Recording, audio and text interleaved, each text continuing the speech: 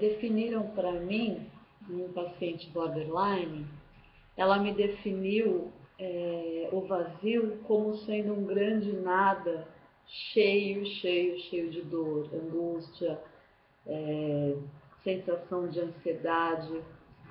Como é que eu vejo isso? O que eu mais percebo na personalidade limítrofe borderline é justamente essa ausência de identidade, tá? Quando a gente fala nesse vazio crônico, a gente está falando de uma falta de percepção de um eu, né? De quem sou eu, o que eu gosto, o que eu quero, né?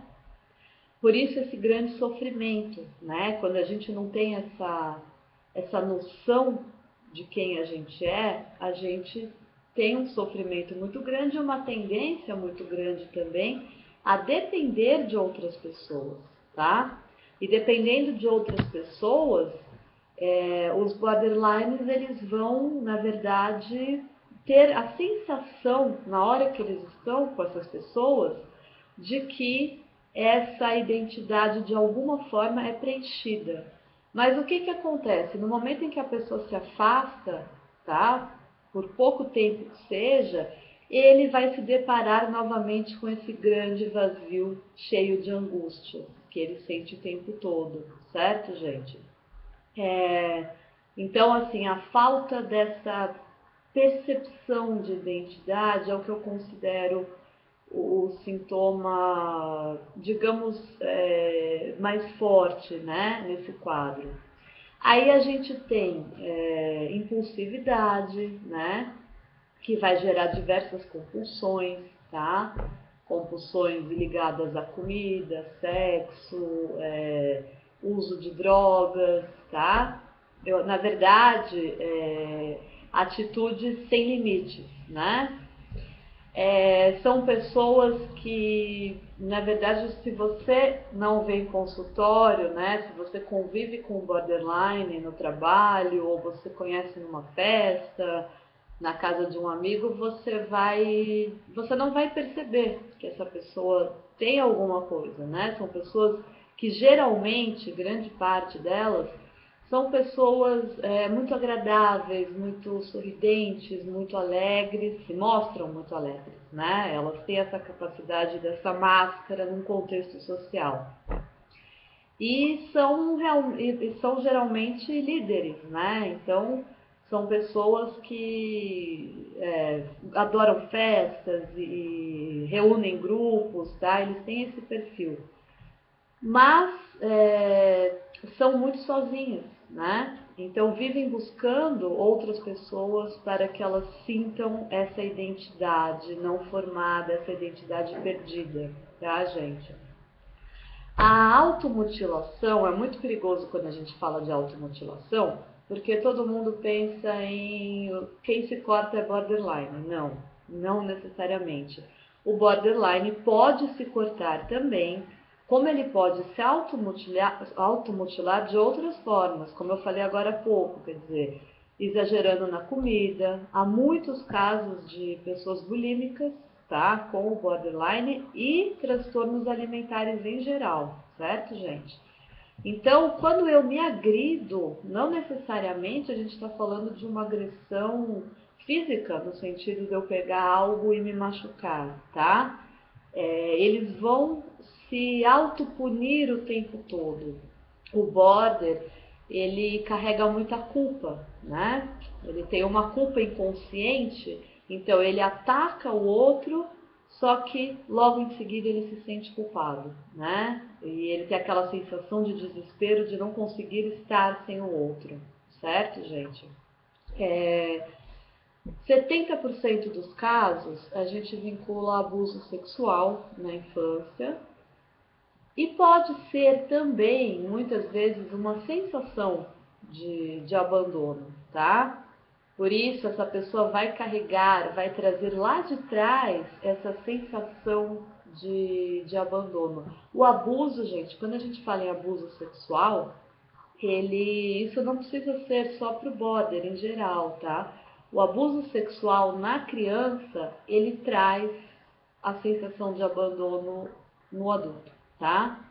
Então, por isso que é muito importante trabalhar o abuso para entender que essa culpa que a criança sentiu lá atrás não é culpa dela, né? Então é isso, gente. O border, ele tem essa...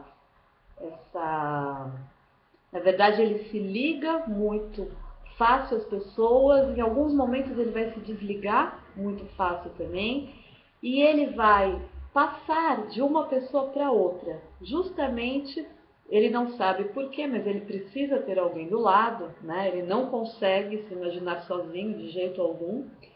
Então, ele vai substituir pessoas para ter uma sensação de identidade. E muitas vezes até copiar coisas dessa pessoa, né? Como ele não tem a própria identidade, ele acaba copiando gostos e o estilo de vida de uma pessoa que ele esteja no momento, certo? Então, quando a gente fala na questão do relacionamento afetivo, é algo muito forte para eles, tá? Muito, muito forte mesmo. Então, uma separação amorosa para o border é um caos, é realmente um caos. Eles podem ter uma crise muito grande, tá? Geralmente, nessas separações, a gente percebe as piores crises, e aí, esse estresse elevado pode levar a um sintoma de paranoia muito grande, onde ele vai ficar na cabeça com pensamentos de vingança, de precisar ter a pessoa de volta, e isso vai ficar atormentando a cabeça dele, tá?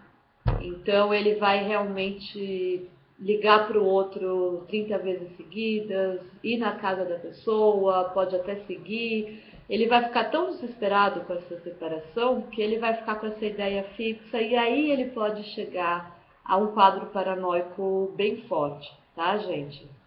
Eu vou deixar para vocês um trechinho de um filme que vocês conhecem muito bem, né? Que é o Atração Fatal. No momento em que ele se separa dela, ela não suporta, né, essa separação. Então a vida dela se torna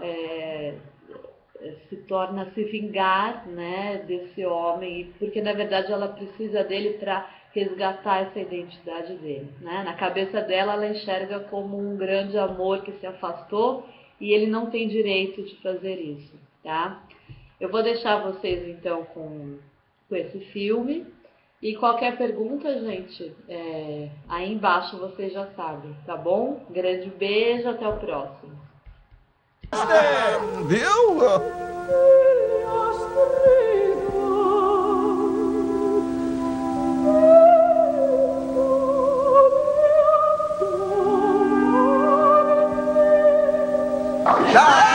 Você conseguiu. Eu não falei!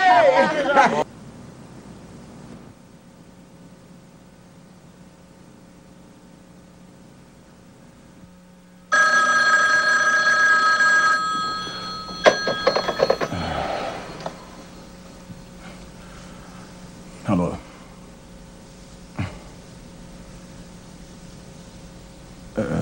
Sei, Richard. É um pouquinho tarde, né?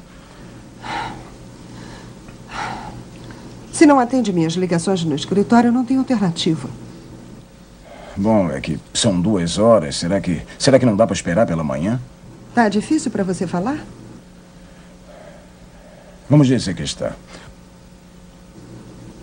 Preciso ver você. Olha, eu não estou com os documentos necessários, mas eu ligo para você lá do escritório. Não. Me encontra em frente do prédio da Robinson Hart amanhã às 6 horas. Não me decepcione.